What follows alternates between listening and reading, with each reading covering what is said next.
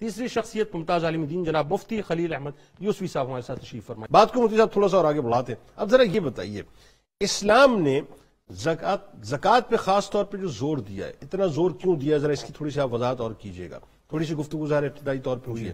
اچھا، دیگر مذاہب سے جب معاملات کو دیکھتے ہیں تو دیگر مذاہب میں جو نظام ہے وہ ہمیں اس طرح کا نظر نہیں آتا، لیکن اسلام نے باقاعدہ زکوٰۃ کا ایک نظام دیا ہے، تو کمپیریٹیولی اس سے بہتر کوئی نظام ہے بھی نہیں. بتائیے ذرا. بسم اللہ والصلاۃ والسلام علی رسول اللہ.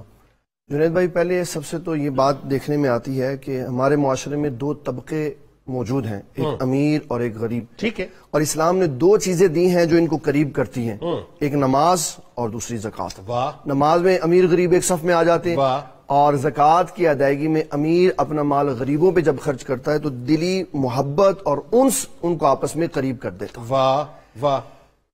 اس وقت دنیا میں تقریباً 4000 سے زائد مذاہب موجود ہیں، جن میں 3 مذہب ہیں جو آسمان سے نازل ہوئے، اسلام، یہودیت اور عیسائیت. ٹھیک ہے. اور تینوں مذاہب میں اللہ تعالیٰ نے زکوٰۃ کے احکامات رکھے. ٹھیک ہے. یہودیت میں زکوٰۃ کا نظام بڑا سخت تھا اور 40% کے قریب زکوٰۃ لی جاتی تھی. ٹھیک ہے. اس میں اللہ تعالیٰ نے حضرت موسیٰ علیہ السلام کے ایک رشتہ دار قارون کا ذکر کیا کہ اس کو کہا زکوٰۃ دو، تو اس نے پوچھا کتنی دینی ہے؟ آپ نے فرمایا 40%. وہ تو حیران ہو گیا، کیونکہ اللہ تعالیٰ فرماتا ہے کہ اس کے پاس اتنا مال تھا کہ اس کی کنجیاں کئی جانور اٹھایا کرتے تھے. ایسا ہی ہے، ایسا ہی. لیکن جب اس کو کہا کہ 40% دو تو منکر ہو گیا.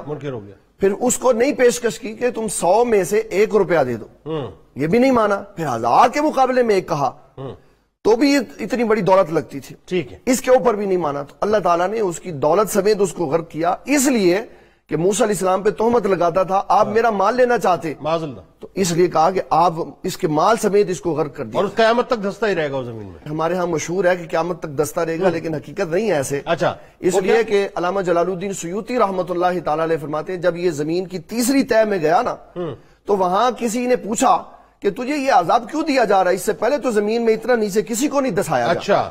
تو کہنے لگا میں موسیٰ علیہ السلام کا مخالف ہو گیا تو اللہ نے وہی روک دیا. کہا جو میرے پیاروں کا نام لیتا ہے میں اس سے نیچے نہیں اس کو کر سکتا، اس لیے وہاں تک اس کو، یعنی موسیٰ علیہ السلام کی وجہ سے اس کو گنجائش ملی. ٹھیک. پھر تیسرا ہے حضرت عیسیٰ علیہ السلام کا ذکر کہ جب وہ پیدا ہوئے تو انہوں نے پیدا ہوتے ساتھ ہی کہہ دیا انی عبداللہ آتانی الکتاب وجعلنی نبیا وجعلنی مبارکا اینما کنت اوصانی بالصلاۃ والزکاۃ، کہ پیدا ہوتے ساتھ ہی فرمایا مجھے نماز اور زکوٰۃ کا حکم دیا. لیکن حقائق کیا ہے کہ حضرت عیسیٰ علیہ السلام نے تا زندگی وہ درویشی والی زندگی نبوت کے باوجود گزاری کہ آپ نے کچھ جمع ہی نہیں کیا، جو کچھ آتا تھا فوری تقسیم فرما دیتے. لیکن اس آیت کا مصداق مفسرین کہتے ہیں جب نبی صلی اللہ تعالیٰ علیہ وسلم کی امت کی تائید کے لیے دوبارہ عیسیٰ علیہ السلام آئیں گے اس وقت مال کثیر والے ہوں گے تو پھر وہ زکوٰۃ ادا کریں گے.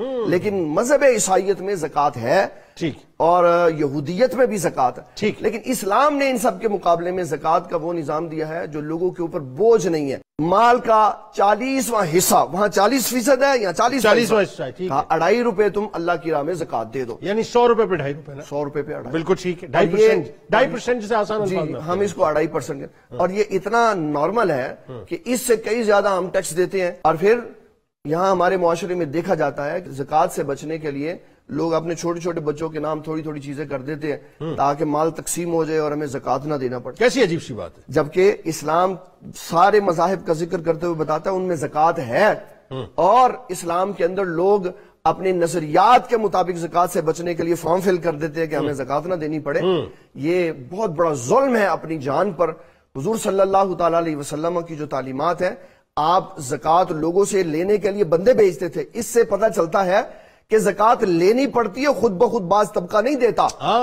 اور زکوٰۃ قرآن کی آیت جو ابھی آپ نے بیان کی تھی کہ حکمران نافذ کرے، جی جی بالکل بندے بھیجتے تھے. اور میں آپ کو جنید بھائی بتاؤں، اللہ تعالیٰ کے حبیب صلی اللہ علیہ وسلم نے زکوٰۃ لینے کے لیے جن بندوں کو بھیجا ان میں حضرت عمر بن خطاب جیسی شخصیات بھی تھی تاکہ ان کے رعب، دبدبے اور جلال کی وجہ سے کوئی شخص زکوٰۃ دینے سے انکار نہ کر سکے. یعنی اس وقت بھی یہ مزاج تھا، جبکہ وہ سٹارٹنگ کا مطلب جو ہے پورا ظاہر ایرا ہے، لیکن اس وقت بھی یہ مزاج تھا کہ لوگ جو بخل کیا کرتے تھے، یعنی اس کو پھر اسی انداز سے نمٹانا ہے. اس میں طریقہ کار یہ ہوتا تھا کہ جب کسی کو زکوٰۃ دینے کے لیے نبی صلی اللہ علیہ وسلم حکم ارشاد فرماتے تھے نا، تو آپ فرماتے تھے کہ سب سے اعلیٰ مال نہیں لانا اور سب سے کمزور بھی نہیں لانا، متوسط لے کے آنا. اس چیز کی نگرانی کے لیے پھر بڑے بڑے لوگ بھیجے جاتے تھے. ایک بندہ زکوٰۃ لینے کے لیے گیا، اور جب وہ واپس آیا تو آ کے عرض کرنے لگا حضور یہ زکوٰۃ کا مال ہے، یہ انہوں نے مجھے تحفہ دیا. آپ نے فرمایا تحفہ بھی اندر رکھو. پھر فرمایا اگر تو اپنے گھر میں بیٹھا ہوتا تو تحفہ تجھے گھر آ کے ملتا. بتایا زکوٰۃ لینے والے کو جو تحائف ملتے ہیں وہ مال زکوٰۃ میں جاتے ہیں.